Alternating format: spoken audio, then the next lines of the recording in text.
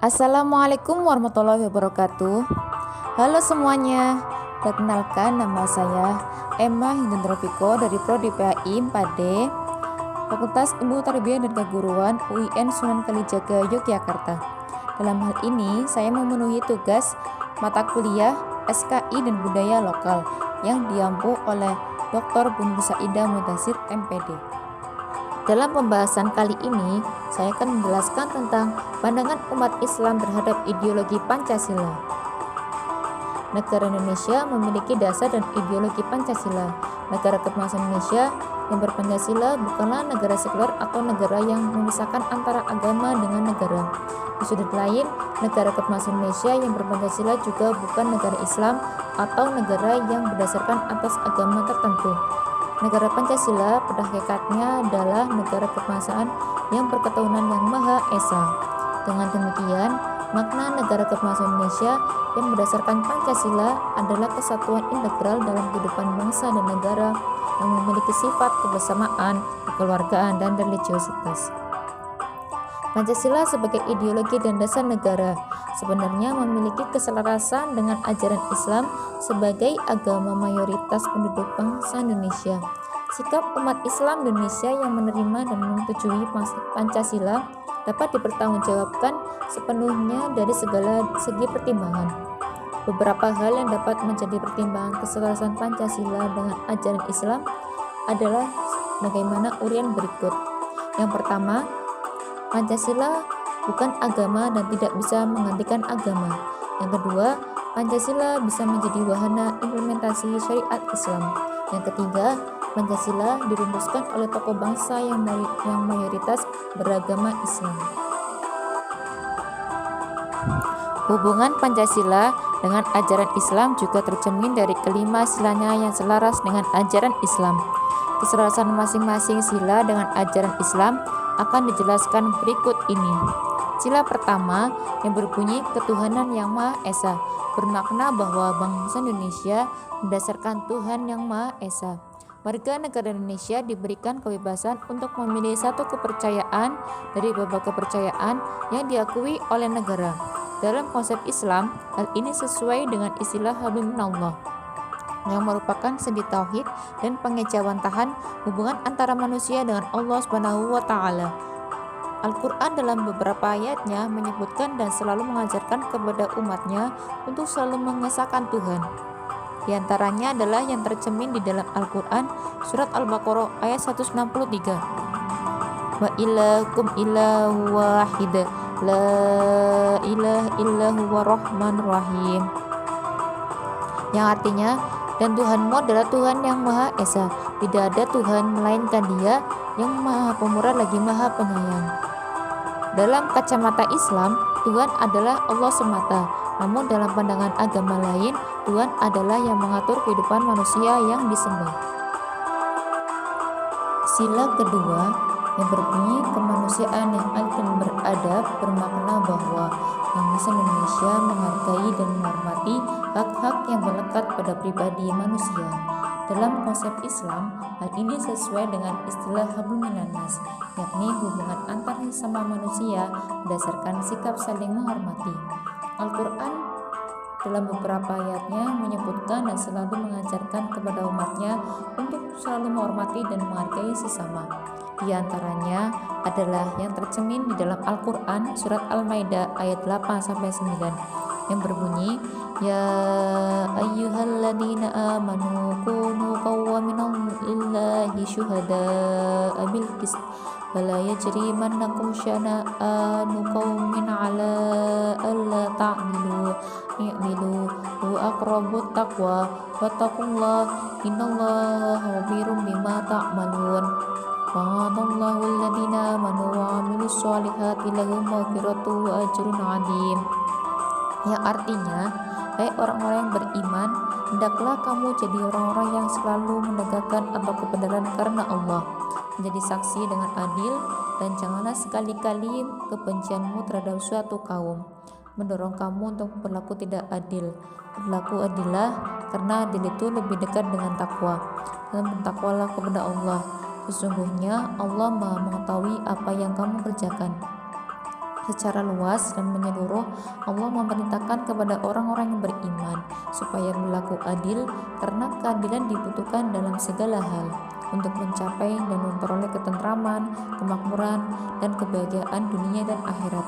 Oleh karena itu, berlaku adil adalah jalan yang terdekat untuk mencapai tujuan bertakwa kepada Allah Subhanahu wa taala.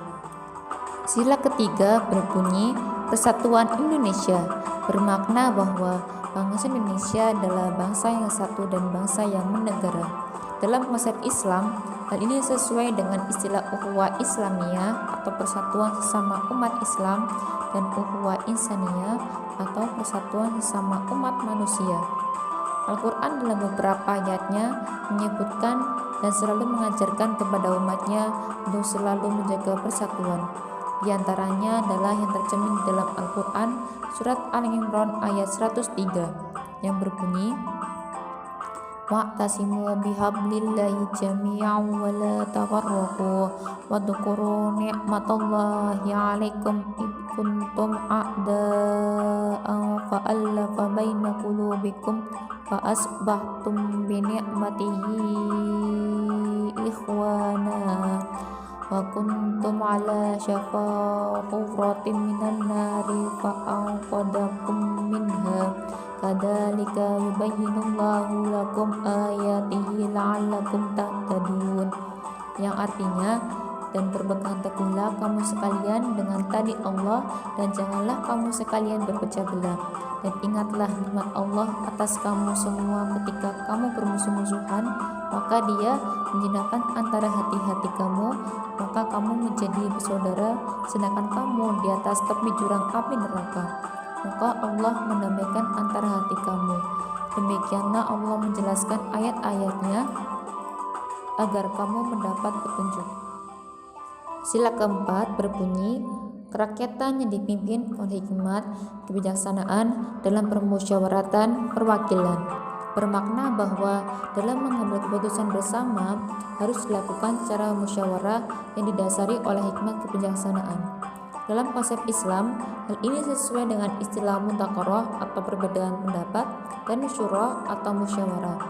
Al-Quran dalam beberapa ayatnya menyebutkan dan selalu mengajarkan kepada umatnya untuk selalu bersikap bijaksana dan mengatasi permasalahan kehidupan dan selalu menekankan musyawarah untuk menyelesaikannya dalam suasana yang demokratis. Di antaranya adalah tercermin di dalam Al-Quran surat Al-Imran ayat 159 yang berbunyi Fabima rahmatin minallahi linta lahum walau kunta fadhalidul qalbi la'faddu min hawlik fa'fu anhum fastaghfir lahum fasyawirhum fil amr fa idza azamta fatawakkal 'ala Allah innallaha yuhibbul mutawakkilin, yang artinya, maka disebabkan rahmat dari Allah lah kamu berlaku lemah lembut terhadap mereka. Sekiranya kamu bersikap keras lagi berhati kasar, tentulah mereka menjauhkan diri dari sekelilingmu. Karena itu, maafkanlah mereka, mohonkanlah ampunan bagi mereka, dan bersyawarahlah dengan mereka dalam urusan itu. Kemudian apabila kamu telah membuatkan tekad, maka bertakwalah kepada Allah. Sesungguhnya Allah menyukai orang-orang yang bertawakal kepadanya. Sila kelima berbunyi keadilan bagi seluruh rakyat Indonesia, bermakna bahwa negara Indonesia sebagai suatu organisasi tertinggi memiliki kewajiban untuk mensejahterakan seluruh rakyat Indonesia. Dalam konsep Islam, hal ini sesuai dengan istilah adil. Al-Quran dalam beberapa ayatnya memerintahkan untuk selalu bersikap adil dalam segala hal, adil terhadap diri sendiri, orang lain, dan alam. Di antaranya adalah yang tercermin di dalam Al-Quran surat An-Nahl ayat 90 yang berbunyi Innallaha ya'muru bi'adli wal ihsani wal ita'i dzil qurba wa yanha 'anil fahsya'i wal munkari wa baghi ya'idukum la'allakum tadhakkarun. yang artinya sesungguhnya Allah menyuruh kamu berlaku adil dan berbuat kebajikan, memberi kepada kaum kerabat, dan Allah melarang dari perbuatan keji, kemungkaran, dan permusuhan. Dia memberi pengajaran kepadamu agar kamu dapat mengambil pelajaran.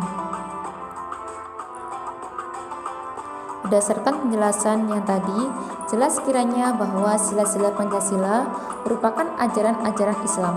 Oleh karena itu, negara dan pemerintahan yang berasaskan Pancasila tidaklah bertentangan, tetapi sejalan dengan agama Islam.